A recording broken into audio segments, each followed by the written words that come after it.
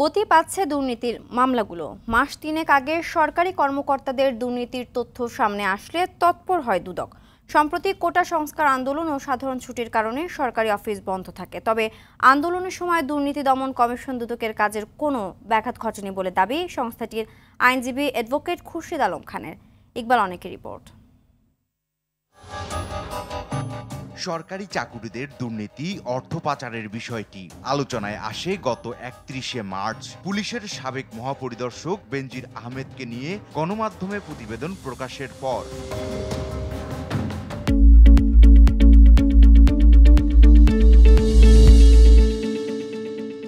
তৎপর হয়ে ওঠে দুর্নীতি দমন কমিশন দুদক। প্রতিদিনই কোনো না কোনো ব্যক্তি বা প্রতিষ্ঠানের কর্মকর্তাকে তলব শুরু করে সংস্থাটি। মামলাও হয় বেশ কয়েকজনের বিরুদ্ধে। বিভিন্ন প্রতিষ্ঠানে অভিযানও চালায় দুদক। আলোচিত এই ইস্যুর মাঝেই সামনে আসে সরকারি চাকরিতে কোটা সংস্কার আন্দোলন সংঘাতে স্থবিরতার পর টানা ৩ দিন সাধারণ ছুটি ঘোষণা করা হয়। কারফিউর কারণে সরকারি বেসরকারি অফিসের কার্যক্রম চলে ধীর গতিতে। প্রশ্ন ওঠে এমন পরিস্থিতিতে সাবেক পুলিশ মহাপরিদর্শক বেনজির আহমেদ, রাজস্ব কর্মকর্তা মতিউর রহমান, সাদিক অ্যাগ্রোর মালিক ইমরান হোসেন সহ চলমান দুর্নীতির মামলাগুলো কি চাপা পড়ে যাবে?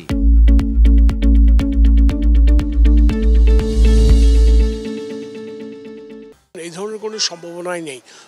তবে যখন সরকারি ছুটি থাকে স্বাভাবিকভাবেই দুর্নীতি দমন কমিশনও বন্ধ থাকে। আর কারফিউর যে কতক্ষণ শিথিল থাকে সেই কতক্ষণ সরকারি টাইম আওয়ারে কাজ করছে। কাজেই আন্দোলনে বা কারফিউতে দুর্নীতি দমন কমিশনের কাজে কোনো ব্যাঘাত ঘটছে না। দুর্নীতির মামলা ও তদন্তাধীন বিষয়গুলো নিয়ে কাজ করছে দুদক কর্মকর্তারা। চলমান যে মামলাগুলো আছে ওগুলো দ্রুততার সঙ্গে চলে যাচ্ছে। যেগুলো তদন্ত করে আদালতে জমা দেওয়া হয়েছে সেগুলো এখন বিচারিক পর্যায়ে সাক্ষ্য চলছে, কোনোটা অভিযোগ গঠন পর্যায়ে আছে। আর যেগুলো তদন্ত শেষ হয় নাই সেগুলো দ্রুত তদন্ত শেষ করার দিকে এগিয়ে যাচ্ছে। স্বার্থন্বেষী কোনো মহল সুযোগ নেয়ার চেষ্টা করলেও কেউ পার পাবে না বলে জানান দুদকের এই আইনজীবী। এবং কোনো ভেস্টেড গ্রুপ, কোনো স্বার্থান্বেষী মহল এর কোনো সুযোগ নিতে পারবে না। ইকবাল অনেক, RTV, ঢাকা।